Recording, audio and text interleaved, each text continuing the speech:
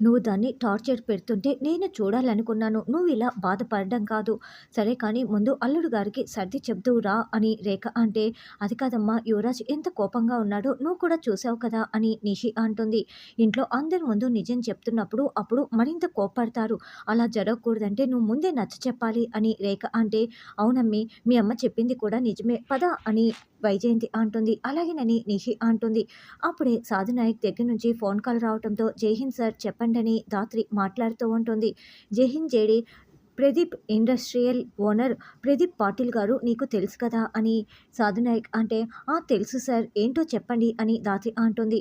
అతను ఇప్పుడు ఇక్కడికి వస్తున్నాడు. మామూలుగా అతను ప్రైవేట్ సెక్యూరిటీని తెచ్చుకుంటాడు. ఈసారి ఎందుకో ఎవరికీ తెలియకుండా సేఫ్ సైడ్గా మనల్ని సెక్యూరిటీ ఇవ్వమని అడిగారు. మీరిద్దరూ బయలుదేరి వెళ్ళాలి. వాళ్ళకి తెలియకుండా నువ్వు ఫాలో అయ్యి మీరు అతను గెస్ట్ హౌస్ చేరుకునే వరకు కూడా జాగ్రత్తగా చూసుకొని వచ్చేయాలి అని చెప్పటంతో, అలాగే సార్ అని జేడి చెప్తుంది.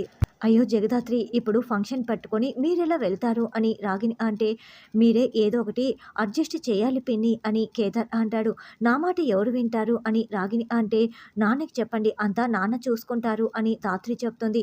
సరే అలాగే మీరు త్వరగా వెళ్ళి రండి అని రాగిని అంటుంది.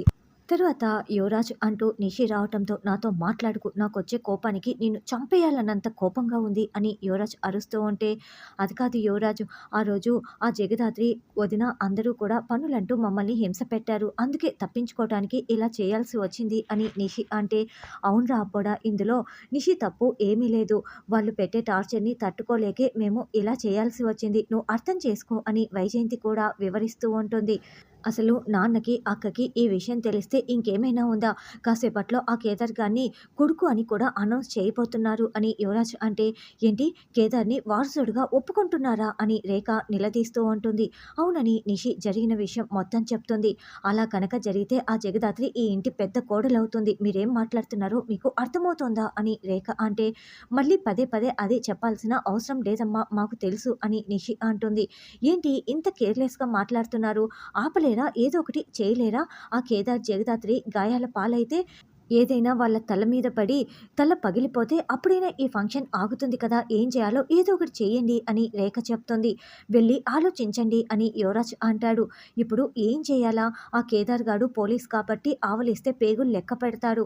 ముందు వచ్చే ప్రమాదాన్ని ఇట్టే ఊహించగలడు. అయితే ఎవరికి ప్రమాదం జరిగితే ఈ ఫంక్షన్ ఆగిపోతుంది అని, ఎస్ ఇలా చేస్తామని ఏదో యువరాజు ప్లాన్ ఆలోచించి పెట్టుకుంటాడు. పాటిల్ గారు కారులో వెళ్తూ, ఎప్పుడు వేరే వాళ్ళు కదా వచ్చేది, ఇప్పుడు నువ్వెందుకు వచ్చావు అని డ్రైవ్ చేస్తున్న అతన్ని అడగటంతో, అతను బిజీగా ఉన్నాడు అందుకే నేను వచ్చాను సార్ అని అతను చెప్తూ డ్రైవ్ చేస్తూ ఉంటాడు. జేడీకేడి అతన్ని ఫాలో అవుతూ ఉంటారు. ఇంతకీ పాటిల్ గారి భార్య పాటిల్కి తెలియకుండా ఎందుకు మనల్ని ఫాలో చేయమని అడిగింది ధాత్రి అని కేదార్ అంటే, ఏమో అతనికి థ్రెట్ ఉందని ఆవిడికి ఏదైనా డౌట్ వచ్చి ఉంటుంది. అందుకే ఇలా చెప్పి ఉంటుందిలే. భార్యలు అంతే కేరింగ్ తీసుకుంటారు అని ధాత్రి అంటుంది.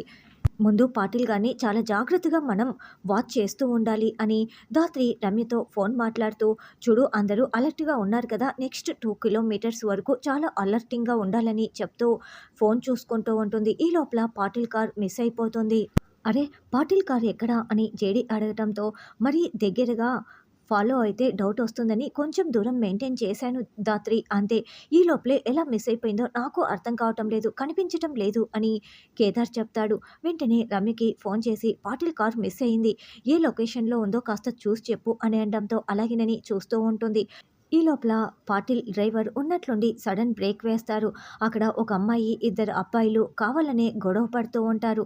సార్ వీళ్ళు కారు అడ్డుగా పెట్టి మరీ గొడవ పడుతున్నారు, మీరు ఇక్కడే కూర్చోండని, ఏయ్ కాస్త కారు అడ్డు తీయండి అయ్యా అని డ్రైవర్ వచ్చి చెప్తూ ఉంటే, ఏయ్ మేము తీయము అని వాళ్ళు కావాలనే గొడవ పడుతూ ఉంటారు. ఈ లోపల పాటిల్ కారు దిగి, ముందు తప్పుకోండయ్యా ఎందుకలా గొడవ పడుతున్నారు ఏంటి సంగతని అడుగుతూ ఉంటే, ఉన్నట్లుండి వాళ్ళలో ఒక అబ్బాయి గన్ తీసి అతన్ని షూట్ చేసేస్తారు. అప్పుడే ధాత్రి కేదార్ వెతుక్కుంటూ అక్కడికి వచ్చి అతన్ని షూట్ చేశారని కార్ దిగి అక్కడికి పరుగులు పెడుతూ వస్తూ ఉంటారు. రే ఎవరో వస్తున్నారా ఇతన్ని తీసుకువెళ్దాం అని పాటిల్ని అలా బుల్లెట్ తగిలిన గాయంతో కారులో ఎక్కించుకొని తీసుకువెళ్తూ ఉంటారు. రమ్య బుల్లెట్ గాయంతో ఉన్న పాటిల్ని కార్లో ఎక్కించుకొని తీసుకువెళ్తున్నారు, మేము ఫాలో అవుతున్నాము, నేను చెప్పిన లొకేషన్కి ఆపోజిట్ డైరెక్షన్లో నువ్వు వచ్చేసేయి అని ధాత్రి చెప్తుంది. రే త్వరగా పోనివ్వరా మనల్ని పోలీస్ కార్ ఫాలో అవుతోంది అని ఆ అమ్మాయి చెప్తూ ఉంటుంది. అలా వాళ్ళు పారిపోవటానికి ప్రయత్నిస్తూ ఉంటే ముందేమో రమ్య వాళ్ళ కారు, వెనకేమో జేడీకేడీ కారు అడ్డుగా పెట్టి వాళ్ళని పట్టుకునేస్తారు. మీరు పారిపోతే నేను షూట్ చేసేస్తాను. మీరు షూట్ చేసిన విషయం నాకు తెలుసు. నాకు దొరికిపోయారు అని జేడీ రివాల్వర్‌ని వాళ్ళ ముగ్గురికి గురిపెడుతుంది. అయితే వాళ్ళు ఈ లోపలే ముగ్గురు మూడు వైపులా పారిపోతారు. రమ్య, కేదార్, దాత్రి ముగ్గురు వాళ్ళని వెంటపడతారు. ధాత్రి ఒకరిని షూట్ చేస్తుంది. అయినా కూడా ముగ్గురు తప్పించేసుకుంటారు. కారు దగ్గరికి వచ్చి చూడగా పాటిల్ ప్రాణాలు కోల్పోయి ఉంటాడు. అక్కడ రివాల్వర్ పడి ఉంటుంది. దీని మీదున్న ఫింగర్ ప్రింట్స్ తీసుకో రమ్య. అంతేకాకుండా దీన్ని మొత్తం ఎంక్వైరీకి కూడా పంపించు. అంతేకాదు నేను ఒకతన్ని షోల్డర్ పైన షూట్ చేశాను. బ్లడ్ లాస్‌తో ఎక్కువ దూరం వెళ్ళలేడు. చుట్టుపక్కల అన్ని క్లినిక్‌లని కూడా ఎంక్వైరీ చేయి. ఖచ్చితంగా వాళ్ళని పట్టుకోవాలి అని వెంటనే సాధునాయక్‌కి ఫోన్ చేసి వివరిస్తుంది. అవునా? చనిపోయాడా? సరే మొత్తం నేను చూసుకుంటాను. వాళ్ళ ఫ్యామిలీకి ఇన్ఫార్మ్ చేస్తానని సాధునాయక్ అంటాడు. జగదాత్రి, కేదార్ ఎక్కడా అని నిషి అప్పటికే అడుగుతూ ఉంటుంది. ఈ లోపల దాత్రి, కేదార్ కారులో బయలుదేరి వస్తూ ఉంటారు. ఏంటత్తయ్య ఇప్పటికే నిషి 2 సార్లు అడిగిందా? మేము 5 మినిట్స్‌లో అక్కడ ఉంటామని దాత్రి ఫోన్ పెట్టేస్తుంది. అసలు యువరాజ్ ఏం చేస్తాడోనని నాకు చాలా భయంగా ఉంది కేదార్. చాలా జాగ్రత్తగా ఉండాలి అని దాత్రి, కేదార్ ఇద్దరు మాట్లాడుకుంటూ ఇంటికి వస్తారు. నేనే జగదాత్రి వాళ్ళని నా టాబ్లెట్స్ తీసుకురమ్మని ఇంటికి పంపించాను అని నిషి, రేఖ నిలదీస్తూ ఉంటే భరద్వాజ నచ్చచెప్తూ ఉంటాడు. ఇంటికి నా దగ్గర ఉంటే మీరెలా పంపిస్తారని రేఖ అంటుంటే అప్పుడే దాత్రి, కేదార్ అక్కడికి వస్తారు. అయ్యో! అక్కడికి వెళ్ళిన తర్వాతే ఇంటికి మర్చిపోయామని మాకు గుర్తుకు వచ్చింది. అందుకే వెనక్కి వచ్చాం అని భరద్వాజ చెప్పిన మాటల్ని అర్థం చేసుకొని దాత్రి, కేదార్ కవర్ చేస్తూ ఉంటారు. అయ్యో! ఇప్పుడు మీ టాబ్లెట్లు ఎలా బావగారు అని సుధాకర్ అంటే, ఒక్క పూట వేసుకోకపోయినా ఏం పర్వాలేదని భరద్వాజ అంటే, ఆ టాబ్లెట్స్ ఏంటో చెప్పండి. ఆఫ్టర్‌నూన్ కల్లా నేను తెప్పిస్తాను అని కౌశికి చెప్తుంది.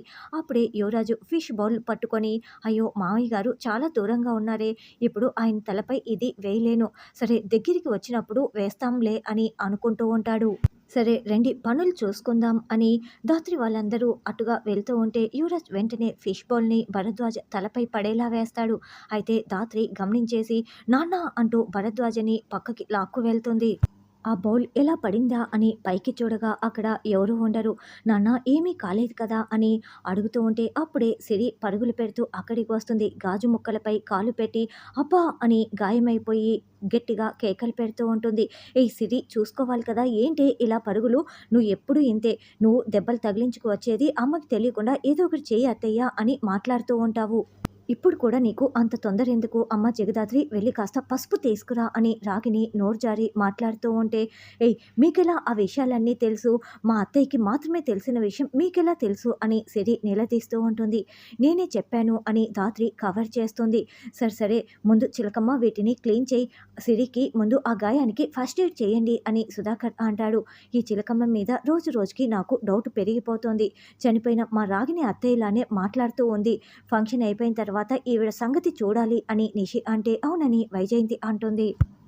తప్పించుకున్నాడు అని యువరాజ్ అనుకుంటూ గార్డెన్‌లో నిలబడి ఉంటే అప్పుడే ధాత్రి, కేదార్ అక్కడికి వచ్చి అక్వేరియాన్ని కింద పడేసింది నువ్వే కదా అని నిలదీస్తూ ఉంటే నేనెక్కడ పడేశాను? మీ దగ్గర సాక్ష్యాలుంటే మాట్లాడండి అని యువరాజ్ అంటాడు. చూడు అది నువ్వు నా మీద పడేశావనుకొని నేను తప్పించుకున్నానని ఇప్పుడు నిన్ను వదిలేస్తున్నాను. కాదు మా నాన్న మీద పడేయాలని చూసావని నిజం తెలిసిందా అప్పుడు నేనేం చేస్తానో నాకే తెలీదు. చూడు మీకు గొడవ మా ఇద్దరితో. కాబట్టి మాతోనే తేల్చుకో. ఫ్యామిలీ జోలికి అస్సలు రాకు అని నాన్న నన్ను కొడుకుగా ఒప్పుకోకూడదని నువ్వు ఇలా చేసావని బాగా తెలుసు. ఈరోజైతే నువ్వు అడ్డుకోలేవు. చూస్తూ ఉండు మేమేం చేస్తామో అని ఇద్దరు వార్నింగ్ ఇచ్చి వెళ్తారు. తర్వాత దగ్గరుండి పూజారి గారు కీర్తి పాప ఫంక్షన్‌ని జరిపిస్తూ ఉంటారు. కౌశికి, ధాత్రి, కేదార్, నిషి వాళ్ళందరూ కూడా అక్షింతలు వేసి ఆశీర్వదిస్తారు. అప్పుడే తాతయ్య రావటంతో తాతయ్య రండి అని కేదార్ రిసీవ్ చేసుకుంటాడు. అమ్మ కౌశికి నీది చాలా గొప్ప మనసు. కేదార్‌ని కొడుకుగా అంగీకరింప చేస్తున్నావు అని తాతయ్య పొగుడుతూ కీర్తి పాపకి అక్షింతలు వేసి ఘనంగా కానుకలు ఇస్తూ ఉంటాడు. ఏంటి ముసలోడు ఇన్నేసి కానుకలు ఇస్తున్నాడే అని వైజయంతి అంటే 100 కోట్లు ఉన్నాయి కదా! ఆ 100 కోట్లకి కేదార్ ఒక్కడే వారసుడు కూడాను అని నిషి అంటే, అంటే ఆ జగదాత్రి ఆ ఇంటికి కోడలా? 100 కోట్లకి అధిపతురాలా అని వైజయంతి అంటుంది. దానికి అదృష్టం అలా పట్టుకుంది అత్తయ్య అని నిషి అంటుంది. ఏంటి సుధాకర్ నువ్వు నిజం ఒప్పుకుంటున్నావా? లేకపోతే నేను ఇటు నుండి ఇటే నేరుగా మీడియా దగ్గరికి వెళ్ళనా అని తాతయ్య సుధాకర్‌ని నిలదీస్తూ ఉంటాడు. అప్పుడే సుధాకర్ అందరికీ నమస్కారం. ఈరోజు ఓణీల ఫంక్షన్ మాత్రమే కాదు, మీ అందరికీ ఒక నిజం చెప్పాలి. ముఖ్యంగా ఒకరి గురించిన నిజం చెప్పాలి. 25 క్రిందట జరిగిన నిజం అది అది అని నసుగుతూ ఉంటారు. కేదార్, ఈ రోజుతో నీ కష్టాలన్నీ తీరిపోయాయి. నిన్ను ఎవరు కూడా అనాథ అని పిలవరు అని ధాత్రి చాలా సంతోషపడుతూ ఉంటుంది. బాబాయ్, ఏం జరిగినా నేను చూసుకుంటాను, చెప్పేయండి అని కౌశికి అంటుంది. 25 కిందట జరిగిన నిజం. నేను మీకందరికీ ఒక కుర్రాన్ని పరిచయం చేయాలనుకుంటున్నాను. అతనే ఈ కుర్రాడు కేదార్ రా అంటూ భుజంపై చేయి వేసి, నేను చెప్పాలనుకుంటున్నది కేదార్ గురించే. ఈ కేదార్ నా కొడుకు తోడేళ్లుడుగా మాత్రమే మీకందరికీ పరిచయం. కేదార్కి ఈ ఇంటికి ఇంకా వేరే సంబంధం ఉంది. 25 క్రితం కేదార్ అని చెప్పబోతూ ఉంటే రేయ్ అంటూ రౌడీలు రివాల్వర్లు పట్టుకొని అక్కడికి వస్తారు. సుధాకర్కి, యువరాజ్కి కూడా రివాల్వర్లని, గన్నుల్ని గురిపెట్టేస్తారు. ఏయ్, ఎవరు మీరు అని ధాత్రి నిలదీస్తూ ఉంటే, ఏయ్, షూట్ చేసేస్తాను, ప్రాణాలు తీసేస్తాను, అందరూ తలలు దించండని వాళ్ళు బెదిరిస్తూ ఉంటారు. సుధాకర్కి రివాల్వర్ని గురిపెట్టి లాక్కు వెళ్తూ ఉంటారు. కేదార్ పరుగులు పెడుతూ ఉంటే, ఆగ, మావయ్యకి ఏదైనా ప్రాబ్లం అవుతుంది, వదిలేసేయ్ అని ధాత్రి అంటుంది. అలా సుధాకర్ని కిడ్నాప్ చేసి తీసుకువెళ్ళిపోతారు. అందరూ పరుగులు పెడుతూ బయటికి వస్తారు. వదిన, బాధపడకండి, మేం వెళ్ళి తీసుకువస్తాం అని ధాత్రి కేదార్ చెప్తుంటే, మీరేమైనా పోలీసులా అని నిషి అంటుంది. పోలీసులకి నిజం చెప్పటానికి, జరిగిన విషయం చెప్పటానికి ఎవరో ఒకరు వెళ్ళాలి కదా నిషి, మేం వెళ్ళి జేడీకి చెప్పి మావయ్య గారిని విడిపించుకు వస్తాము అని ధాత్రి కేదార్ బయలుదేరి వెళ్తారు. అయ్యో, నా మొగుడు అంటూ వైజయంతి కుప్పకూలి ఏడుస్తూ ఉంటుంది. అసలు ఎవరు ధాత్రి వాళ్ళు అని కేదార్ అంటే, మీనన్ మనుషులు కాదు, మరి ఎవరు మావయ్యని కిడ్నాప్ చేసి తీసుకువెళ్తున్నారో అర్థం కావటం లేదు అని ధాత్రి అంటూ రమ్యకి ఫోన్ చేసి వివరాలు చెప్తుంది. రే, ఎవర్రా మీరు, నన్ను ఎక్కడికి తీసుకువెళ్తున్నారు అని సుధాకర్ కారులో కూర్చొని వాళ్ళని నిలదీస్తూ ఉంటారు.